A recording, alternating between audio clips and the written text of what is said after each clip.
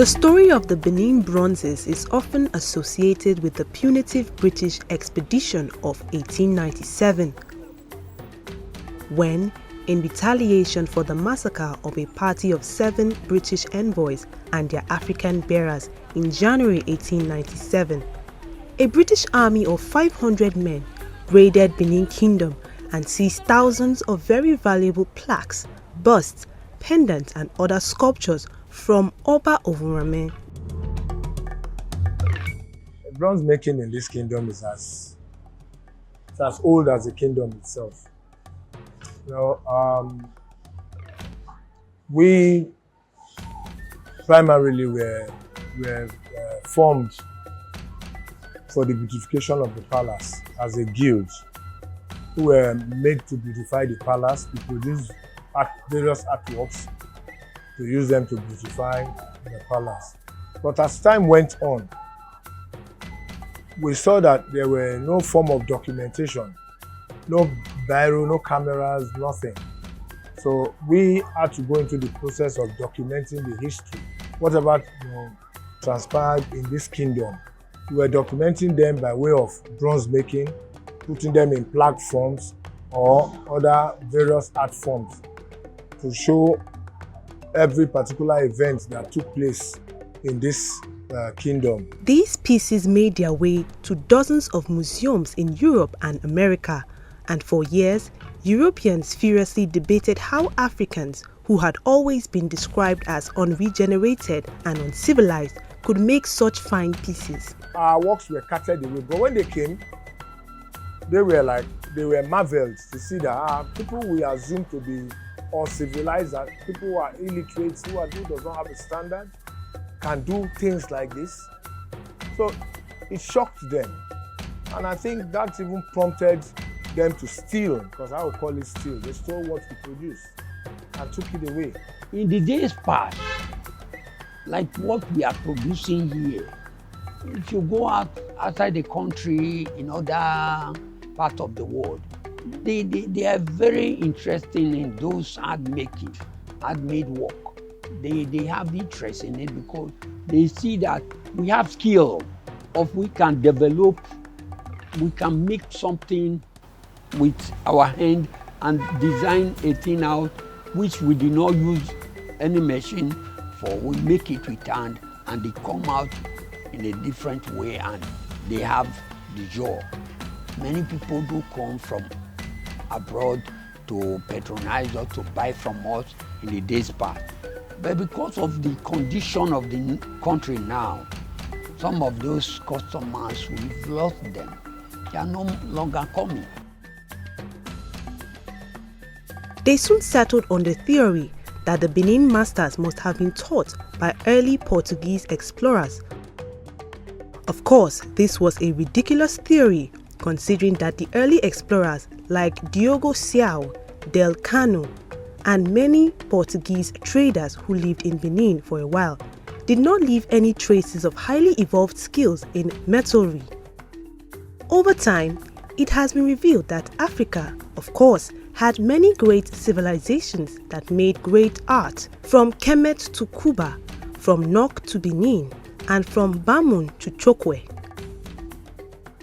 Many modern artists, from Picasso to Joseph Conrad and from Matisse to Kazan, later spent many hours poring over art styles for inspiration. Their work and the work of other fashion designers after them would point to Africa as the true source of these truly unique styles. When our forebears were doing their jobs, like I told you, on a complete physical look, they settled down completely. That's why I tell you it takes 6 months to produce one piece. They settled down completely. If you see their job of old, and even what we do now with the so-called machines, they are still better off in terms of the finishing than the way we are now. But for the moment now, a lot of people are rushing to see that they sell to make money. Then they were not rushing.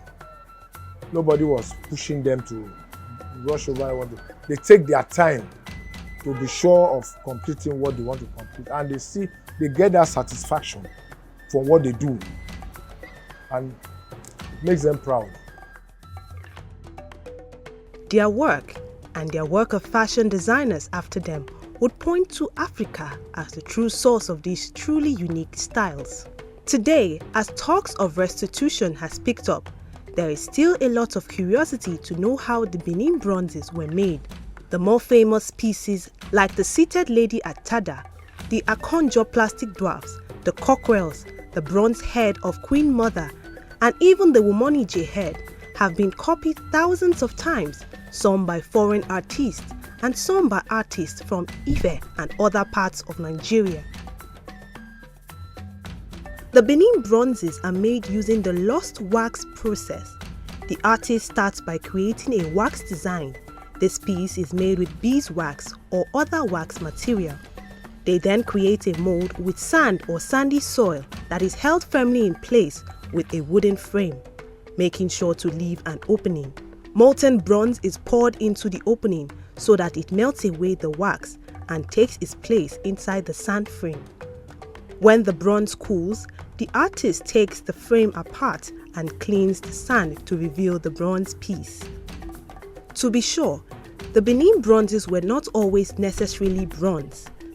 The first pieces that were commissioned by Oba Uware were mostly in tin, brass, and even iron artwork.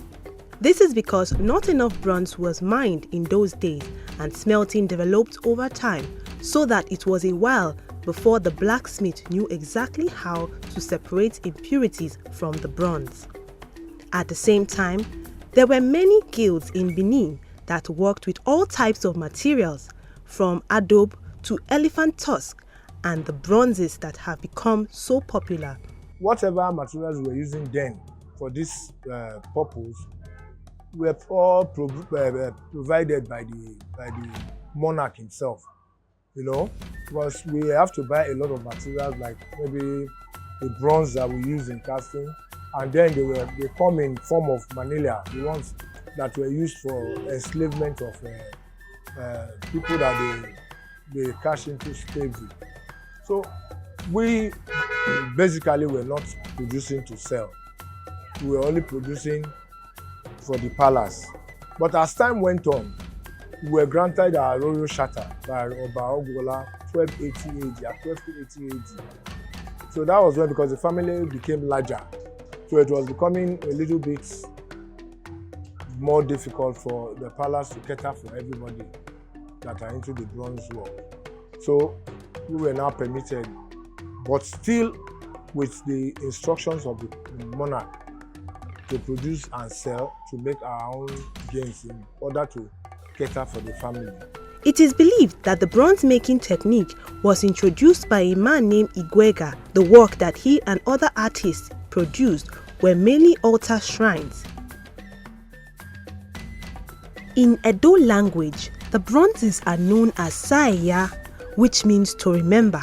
Pieces like bronze heads were believed to be receptacles in which the Oba dwelled before he traveled to the next world. Every Oba had a duty to build a shrine for the just departed predecessor. The Obas commissioned virtually all the bronzes, which they kept in their shrines or homes, gifted or loaned out. Commoners were not allowed to own property. We did not share this knowledge with outsiders apart from the family. Like the first bronze caster was Egwegai Ine, and he taught the children, and ever since then it was passed from father to son. No outsider is allowed to involve themselves in what we do here. So it has been a thing of the joy. You know what it takes to say, I made this. This belongs to me. You won't want to end it there. You want that continuity. That's why the parents, they teach their children. If you have 10 children, you have to teach them all to know how to go about this work, you know. And you start learning from the age of probably 6 years old till you are perfect enough to be able to handle things for yourself. The art of making bronzes became more sophisticated over time. There was an early period, and you can see in the figures that there is still a lot of amateurism or lack of sophistication. This is followed by the middle period, where some masters start demarcating themselves from the rest. The bronze cock and this man with a cross is a clear example of art from this period. Then there is the late period with exquisite plaques depicting hunts, Portuguese soldiers, obas and scenes of daily life. The bronze half figure from Wumonije, as well as the bronze head from Wumonije.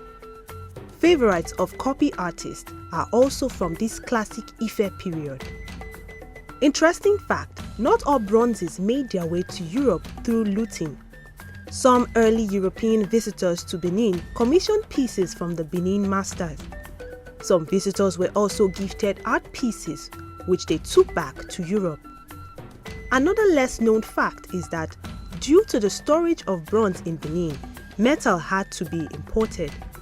Studies from 5 Atlantic shipwrecks suggest that Germany was the main source of metal for the production of pre-18th century minilas and ultimately the Benin Bronzes. The consistency in the metal composition of the bronzes suggests that African metal smiths were very selective about what metal they would use. The Manila hull from the Flemish trader that capsided in 1542 is a good example of how the metals were transported to Africa. This international trade shows that Africa was not that isolated. Benin bronzes have made a fortune for the museums they were taken to. Returning them will be justice, but justice also means that all the great museums of the Western world would need to pay some form of proceeds for all the time that they kept these bronzes to the communities that these masterpieces were taken from.